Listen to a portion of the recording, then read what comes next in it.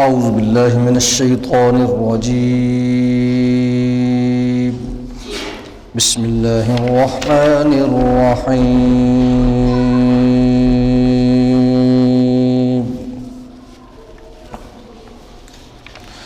وَإِن كَانَ ذُو عُسْرَةٍ فَنَظِرَةٌ إِلَى مَيْسَرَةٍ وَأَن تَصَدَّقُوا خَيْرٌ لَكُمْ إِن كُنتُمْ تَعْلَمُونَ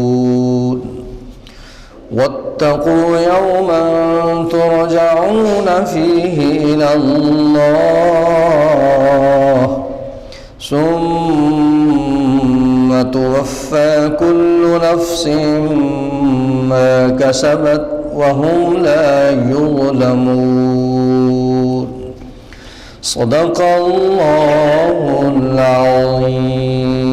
درود پاک۔ الصلاۃ والسلام علیک یا رسول اللہ وعلی آلک واصحابک یا حبیب اللہ۔ الصلاۃ والسلام علیک یا رحمۃ للعالمین وعلی آلک واصحابک یا شفیع المذنبین۔ واجب الاحترام ذوی الاحتشام معزز و مکرم حاضرین و سامعین اکرام، السلام علیکم۔ آج آپ سورہ بقرہ کی آیات طیبات کی تلاوت سماعت کر رہے ہیں اور ان کا ترجمہ و تشریح سماعت کر رہے ہیں۔ اللہ رب العزت نے ارشاد فرمایا، سود کا مسئلہ بیان کرنے کے بعد اور سود کی مذمت بیان کرنے کے بعد اور سود سے بچنے کی ترغیب دینے کے بعد اللہ رب العزت نے فرمایا، وَإِن كَانَ ذُو عُسْرَةٍ فَنَظِرَةٌ إِلَى مَيْسَرَةٍ۔ اگر تم نے کسی کو قرضہ دے دیا ہے اور قرض لینے والا تنگ دست ہے تو قرض دینے والے کو چاہیے کہ اسے مہلت دے۔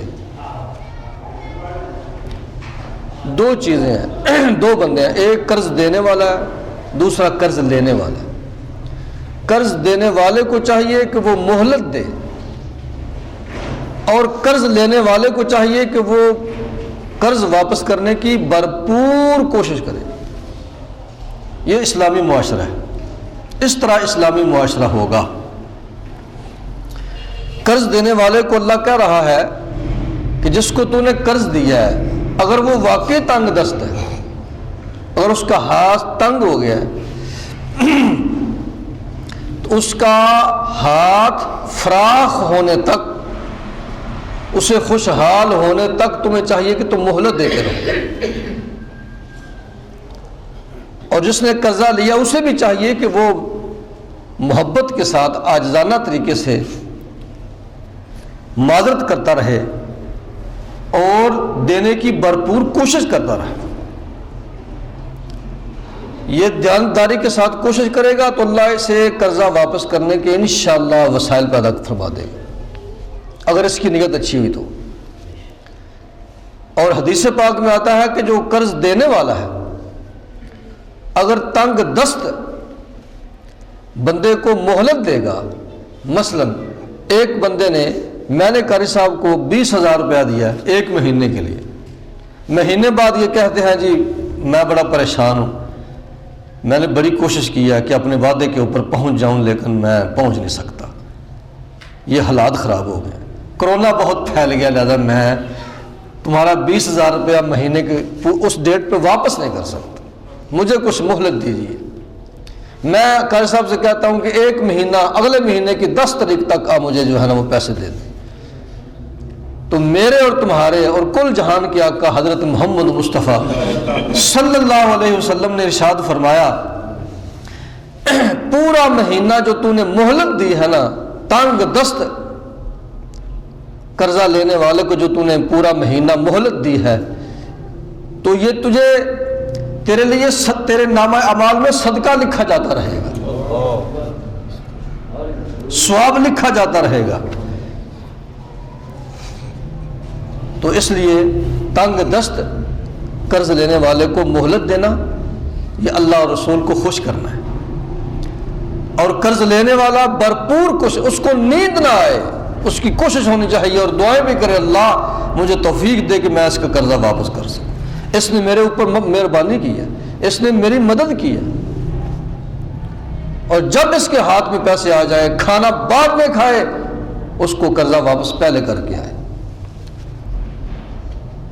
تو یہ مومنانہ معاشرے کی باتیں ہیں جو قرآن نے فرمائی، کہ فرمایا میرے بندوں کو چاہیے کہ وہ ایسا رویہ اختیار کریں۔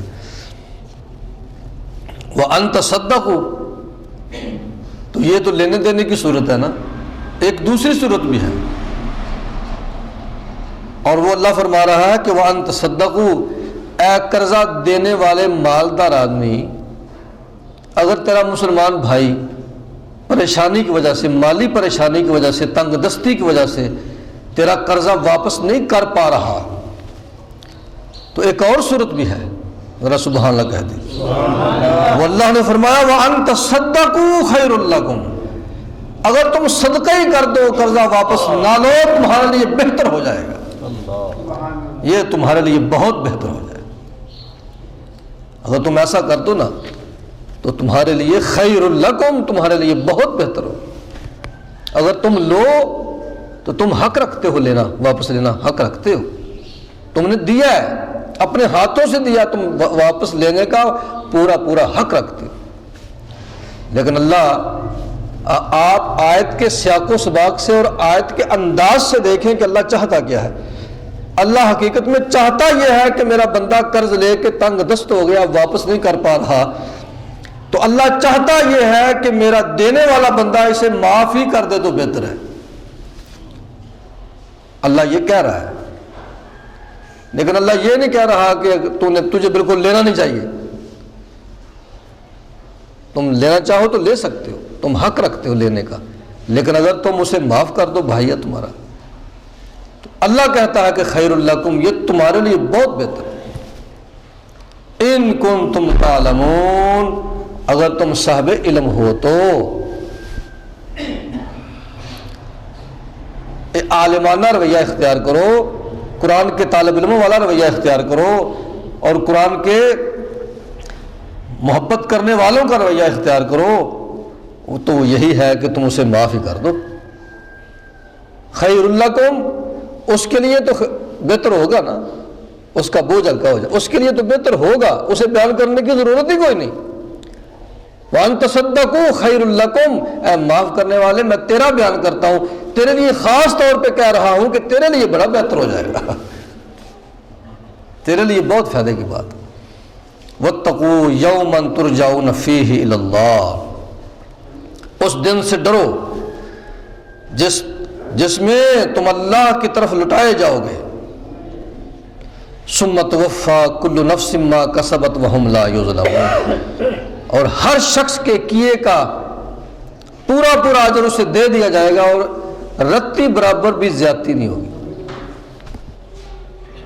تو تم چاہتے ہو کہ اس دن تمہارے اعمال صالحہ والا پلہ بھاری ہو جائے، اور اللہ کی رحمت مسکرائے تمہیں دیکھ کے، اور رسول اللہ صلی اللہ علیہ وسلم خوش ہو جائیں، تو بہتر یہ ہے کہ اپنے اس گرے ہوئے مسلمان کو، معاشی طور پہ تباہ شدہ مسلمان کو، اپنا 20,000 50,000 جو تم نے قرضہ دیا وہ معاف ہی کر دو،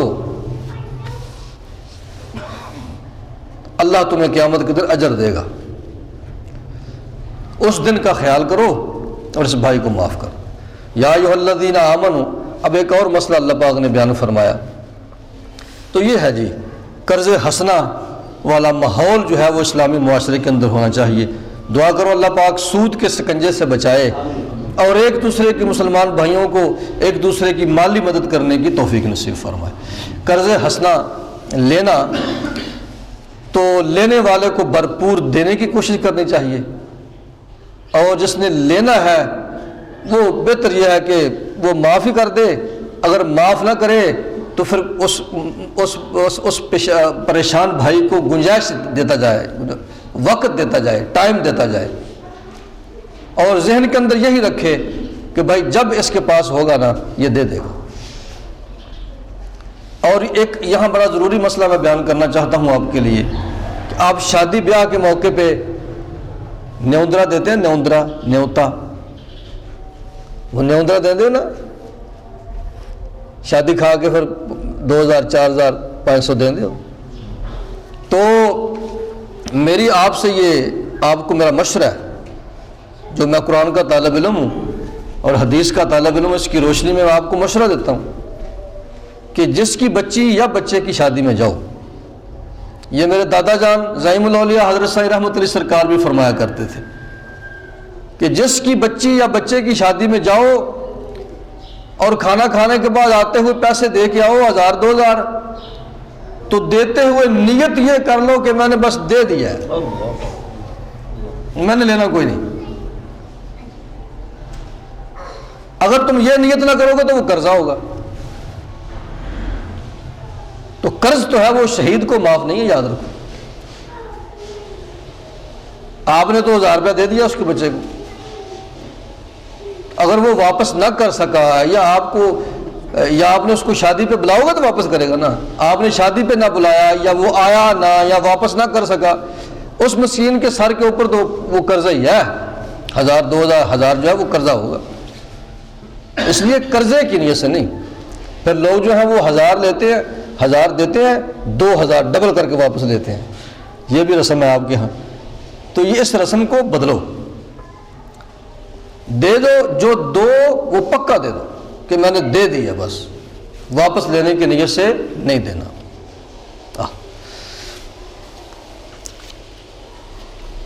تو اس طرح لوگ مقروض ہو جاتے ہیں، وہ دیتے نہیں ہیں اور مر جاتے ہیں۔ تو وہ تو مقروض کے بارے میں تو حضور صلی اللہ علیہ وآلہ وسلم جس کے سر کے اوپر قرضہ ہوتا تھا نا، مقروض آدمی کو آپ اس کا جنازہ نہیں پڑھتے تھے، چونکہ آپ ہیڈ آف اسٹیٹ تھے، حکمران تھے، تو آپ نے پھر یہ طریقہ بنایا ہوا تھا کہ اس مرنے والے مقروض مسلمان کا قرضہ بیت المال سے ادا کر کے پھر جنازہ پڑھتے تھے۔ صحابہ سے کہتے جاؤ پڑھو، تو پھر یہ طریقہ آپ نے بنایا تھا کہ سرکاری خزانے سے اس مقروض کا قرضہ ادا کر کے پھر جنازہ پڑھتے تھے۔ تو قرضہ تو شہید کو بھی معاف نہیں ہے، اس لیے بھائی مقروض کو کوشش کرنی چاہیے کہ قرضہ فوراً جلدی سے جلدی واپس کرے، زندگی کا پتہ کوئی نہیں۔ آگے دوسرا مسئلہ اللہ رب العزت نے 281 نمبر آیت کے اندر ارشاد فرمایا، یا ایھا الذین آمنوا، اے صاحب ایمان لوگو، اذا تداینتم بدین الی اجل مسمى فاکتبوا۔ یہ جو مسئلہ بڑا اہم ہے، ہماری عوام جو ہے اس سے بڑی غافل ہے، پورا دھیان نہیں کرتی، توجہ نہیں کرتی۔ تو اللہ پاک نے توجہ دلائی ہے کہ اے مسلمانوں، اے مومنوں، جب تم آپس میں کاروبار کرتے ہو، لین دین کرتے ہو، تو ضرور لکھا کرو، لکھت پر ضرور کیا کرو، یہ لین دین زبانی نہ کیا کرو۔ کوئی قرضہ لینا دینا یا کوئی کاروبار ایسا لکھا ضرور کرو۔ ایک مخصوص مدت تک اگر تم کسی سے قرضہ لیتے ہو یا ادھار مال لیتے ہو، تمہیں چاہیے کہ فاکتبوا سے لکھو، وَلْيَكْتُبْ بَيْنَكُمْ كَاتِبٌ بِالْعَدْلِ، تمہارے درمیان جو عرضی نویس ہوتا ہے، لکھنے والا، اس کو حکم ہے، اسے چاہیے کہ فریقین کا یہ معاہدہ پورے انصاف کے ساتھ لکھے، عدل کے ساتھ لکھے۔ وَلَا يَأْبَ كَاتِبٌ أَن يَكْتُبَ كَمَا عَلَّمَهُ اللَّهُ فَلْيَكْتُبْ۔ اگر دو ان پڑھ بندے ہیں، وہ لین دین کر رہے ہیں ادھار، تو ایک پڑھے لکھے نوجوان سے وہ کہتے ہیں کہ بھائی ذرا ہمارا یہ معاہدہ لکھ لو، لکھ ہمیں دے دو، تو اللہ فرما رہا ہے کہ اے matric pass F A B A pass نوجوان، اگر تمہیں دو بندے لکھنے کے لیے بلائیں، تمہیں انکار نہیں کرنا چاہیے، تمہیں ضرور لکھنا چاہیے۔ وجہ، اس کی وجہ یہ ہے کما علمہ اللہ، یہ تیرے پاس جو علم آیا یہ اللہ کی عطا ہے، یہ علم کو، اس پڑھائی کو، اس علم کو اللہ کی عطا سمجھ اور اللہ کی مخلوق کے لیے آسانیاں پیدا کرنے کے لیے استعمال کر۔ لہذا لکھنے والے کو، پڑھے لکھے نوجوان کو انکار نہیں کرنا چاہیے۔ اللہ کے دیے ہوئے علم کو اللہ کی مخلوق کی معاہدے لکھنے کے لیے استعمال کرنا چاہیے. وَلْيُمْلِلِ الَّذِي عَلَيْهِ الْحَقُّ وَلْيَتَّقِ اللَّهَ رَبَّهُ.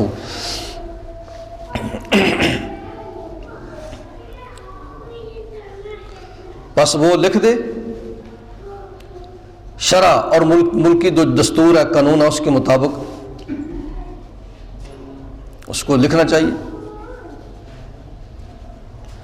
اور مضمون وہ جو شخص لکھوائے جس کے ذمہ حق ہے یعنی قرض، اس کی ذمہ داری اللہ لگا رہا ہے کہ تو لکھوا، تیرے ذمہ قرض ہے، تو لکھوا. اسے چاہیے کہ اللہ سے ڈرے، جو اس کا پروردگار ہے، جو اس کا پالنہار ہے، جو اس کا پیدا کرنے والا ہے. لکھواتے ہوئے اگر اس نے 50,000 روپیہ لیا تو 50,000 لکھوائے، 1 روپیہ بھی کم نہ لکھوائے. بددیانتی نہیں کرنی لکھنے لکھانے میں.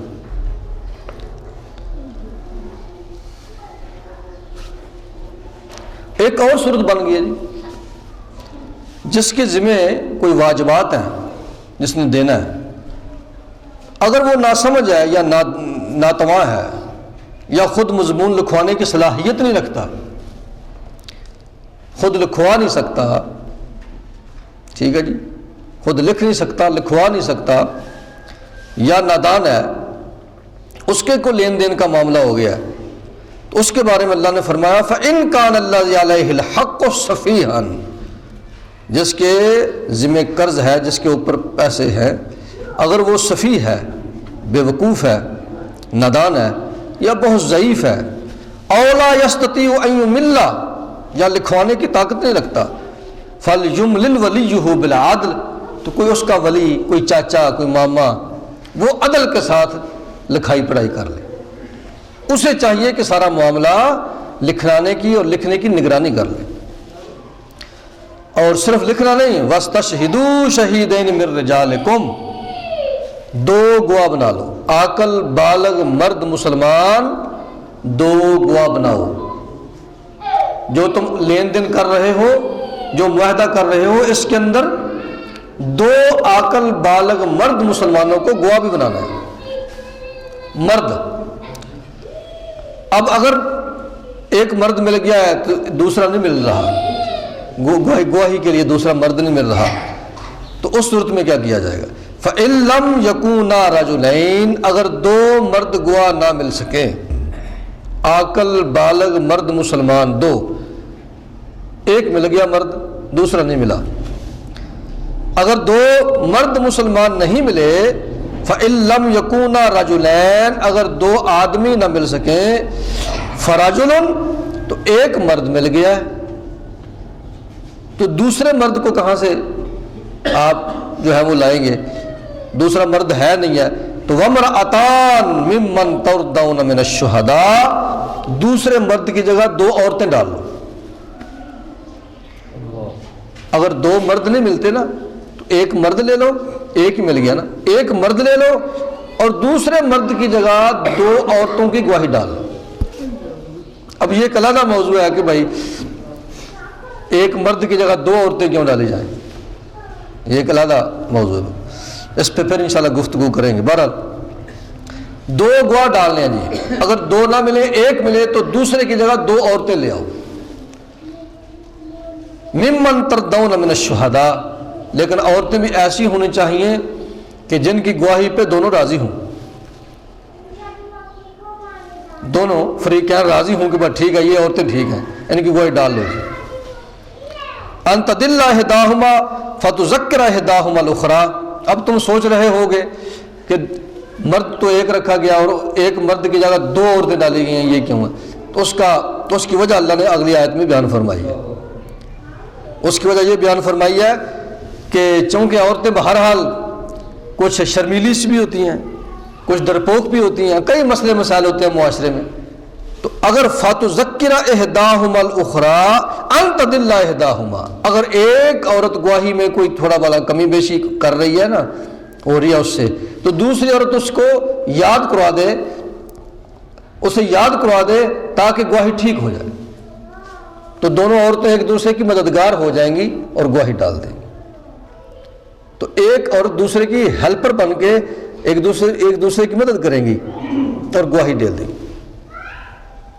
تو وَلَا يَأْبَ الشُّهَدَاءُ إِذَا مَا دَعُوا، جب بلایا جائے نا گواہوں کو، جیسے پہلے فرمایا کہ لکھنے والے پڑھے لکھے نوجوانوں کو لکھنے سے انکار نہیں کرنا چاہیے، تو یہاں گواہی کے بارے میں فرمایا وَلَا يَأْبَ الشُّهَدَاءُ، گواہی کے لیے اگر تمہیں بلایا جائے تو تم انکار نہ کرو، گواہی اپنی آ کے پیش کرو. اپنے بھائیوں کے معاملے میں گواہی پیش کرنی چاہیے. وَلَا تَسْأَمُوا أَن تَكْتُبُوا صَغِيرًا أَوْ كَبِيرًا إِلَىٰ أَجَلِهِ، یہ چھوٹا معاملہ ہو یا بڑا معاملہ ہو تمہیں جو ہے وہ اکتانا نہیں چاہیے، اس کو چھوٹا بڑا معاملہ نہیں سمجھنا چاہیے، درگزر نہیں کرنی چاہیے. معاملہ چھوٹا ہو یا بڑا ہو، اللہ فرما رہا ہے کہ اسے لکھ لو، اسے لکھ لو. ذالکم اقسط، پھر اس کے فائدے میں اللہ بتا رہا ہے کہ اس لکھنے کے فائدے کیا ہیں، اس گواہی ڈالنے کے فائدے کیا ہیں، معاہدہ لکھنے کے اور اس میں گواہیاں ڈالنے کے فائدے کیا ہے. فائدہ پہلا یہ ہے کہ ذالکم اقسط عند اللہ، پہلی تو بات یہ ہے کہ یہ بڑی قرین قیاس اور معقول بات ہے اللہ کے نزدیک، سب سے بڑی دلیل تو یہ کافی ہے. وَأَقْوَمُ لِلشَّهَادَةِ، اور یہ لکھا ہوا جو ہے یہ تمہیں گواہی دینے کے معاملے میں تمہارے لیے آسانیاں پیدا ہو جائیں گی. کوئی معاملہ خراب اگر ہو گیا تو پھر تمہارے لیے آسانی کا یہ لکھا ہوا اور گواہیاں تمہارے لیے آسانی پیدا کر دیں گی، تمہارے معاملے کو بگڑنے نہیں دیں گی. وَأَدْنَىٰ أَلَّا تَرْتَابُوا، اور شکوک و شبہات پیدا ہونے سے تمہیں بچائیں گی. تو تمہارا آپس میں دونوں بھائیوں کے شکوک و شبہات پیدا نہیں ہوں گے، شک پیدا نہیں ہوں گے. اور شک جو ہے وہ لڑائی پیدا کرتا ہے، شک جو ہے وہ بدزنی پیدا کرتا ہے، بدزنی جو ہے وہ نفرت پیدا کرتا ہے، اور نفرت جو ہے وہ لڑائی پیدا کر دیتی ہے. اللہ تمہاری لڑائیوں کی بنیاد ختم کرنا چاہتا ہے. معاملہ چھوٹا ہو یا بڑا ہو تمہیں چاہیے کہ تم لکھو.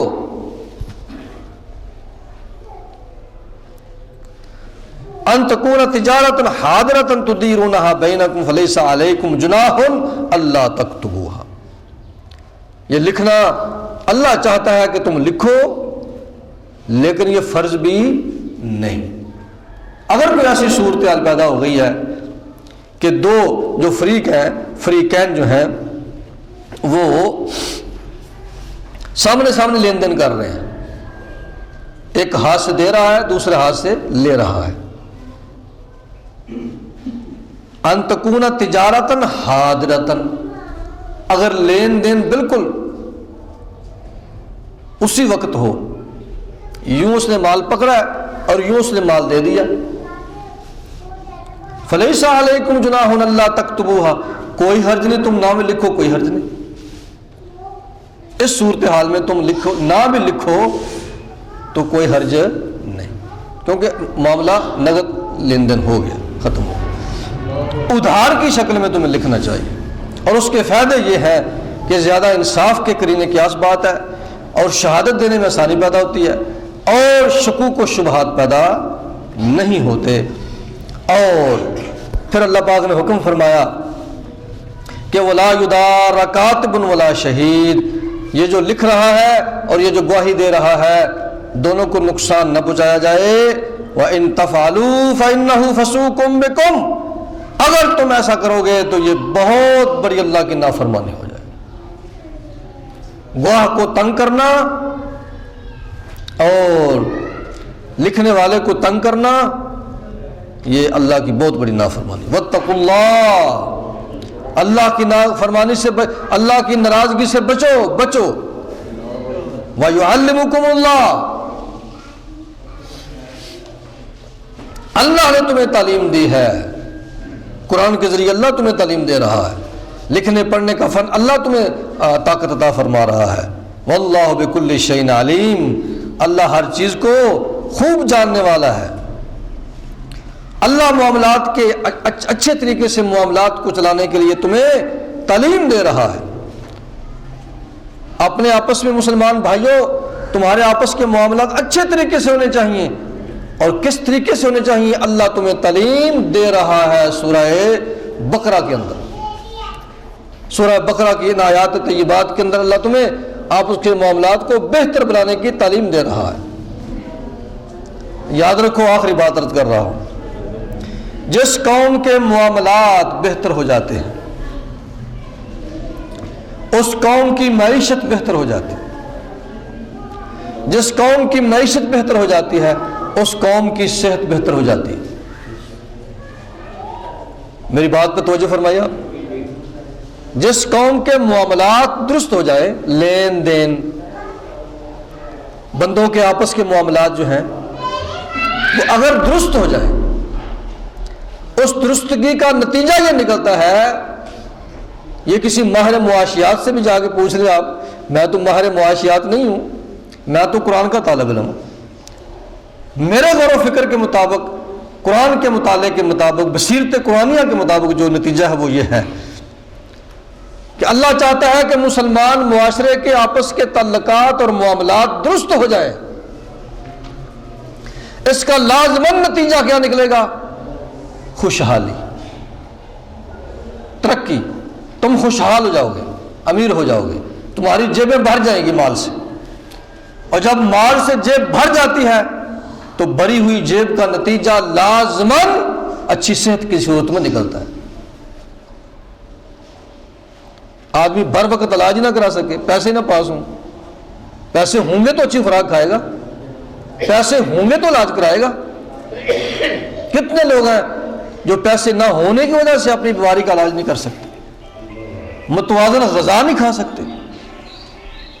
تو لہذا اس جملے کو اچھی طرح سمجھنے کی کوشش کیجئے کہ جس اللہ اور رسول چاہتے ہیں کہ مسلمان معاشرے کے آپس کے معاملات، لین دین، ورتن ورتان پنجابی میں جیسے کہتے ہیں، وہ اچھے ہونے چاہیے. اس کا لازماً نتیجہ یہ نکلے گا کہ تم خوشحال ہو جاؤ گے، مالدار ہو جاؤ گے. اور خوشحالی کا لازماً نتیجہ یہ نکلے گا کہ تم صحت مند ہو جاؤ گے. تو نتیجہ میں نکالتا ہوں ساری گفتگو کا، اس چھوٹے سے لیکچر کا، کہ اللہ رسول یہ چاہتے ہیں کہ بندے، اللہ چاہتا ہے کہ میرے بندے، اور رسول اللہ علیہ السلام یہ چاہتے ہیں کہ میرے امتی خوشحال ہونے چاہیے اور صحت مند ہونے چاہیے. کہہ دیجیے سبحان اللہ. اللہ رسول یہ چاہتے ہیں، اللہ یہ چاہتا ہے کہ میرے بندے، اور نبی پاک علیہ السلام چاہتے ہیں کہ میرے امتی صحت مند ہو جائیں اور خوشحال ہو جائیں. آپ کہیں گے یہ کون سی بات آپ نے کر دی ہے، یہ کیا بات ہو گئی ہے؟ تو چلیے مدینے چلیے، ذرا مدینے چلیے. اللہ اکبر. حضرت عمر فاروق رضی اللہ تعالیٰ عنہ کے دور مبارک کی بات ہے، یا کسی اور صحابی کے دور کی بات، کہ ایک عورت یا بندہ صدقہ لے کے نکلا، پورے مدینے میں گھومتا رہا، پورے مدینے میں ایک بھی گھر اسے نہیں ملا کہ جو صدقہ لینے والا ہو، سب دینے والے بن گئے تھے. یہ میرے نبی کا معجزہ ہے، یہ معجزہ ہے. اور باقی رہ گئی صحت کی بات، وہ بھی سن لیجئے. ایک حکیم صاحب آئے، ڈاکٹر صاحب آئے، کلینک بنایا آگے، اور سربراہ مملکت سرکار دو عالم علیہ السلام سے اجازت چاہیے کہ آپ شہر میں مجھے کلینک بنانے کی اجازت فرمائیں، مرحمت فرمائیں. آپ نے فرمایا بنا لو. اس نے کلینک بنایا تو مہینہ 2 مہینے کے بعد آ کے کہنے لگا جی کوئی گاہک ہی نہیں آتا. کوئی گاہک ہی نہیں آتا. تو میں تو یہاں کمائی کے لیے آیا، تو یہاں تو گاہک آئے گا تو کمائی ہوگی. تو میری سرکار نے فرمایا یہ مسلمان ہے، یہ صفائی ستھرائی کا میں نے انہیں ایسی تعلیم دی ہے کہ یہ بہت کم بیمار ہوتے ہیں. تو میری سرکار نے ایسا معاشرہ تشکیل دیا جو خوشحال معاشرہ تھا اور صحت مند معاشرہ تھا. اس لیے میں کہہ رہا ہوں کہ قرآن اور حدیث پڑھنے سے یہ سمجھ آ رہی ہے مجھے کہ اللہ رسول چاہتے یہ ہیں ایسا معاشرہ تشکیل پا جائے جس کے لوگ آپس کے معاملات کو بہتر کریں. کیونکہ ان بہتر معاملات کا لازمن نتیجہ خوشحالی کی شکل میں نکلے گا، اور خوشحالی کی شکل کا نتیجہ لازمن صحت کی شکل میں نکلے گا۔ لہذا صحت مند اور خوشحال معاشرہ یہ اللہ اور رسول چاہتے ہیں، اور ہمیں بھی ایسا معاشرہ قائم کرنے کی کوشش کرنی چاہیے۔ اللہ کی بارگاہ ہمیں دعا ہے اللہ ہمیں اچھی صحت نصیب فرمائے اور اچھی جیب نصیب فرمائے، خوشحالی نصیب فرمائے اور صحت والی زندگی نصیب فرمائے۔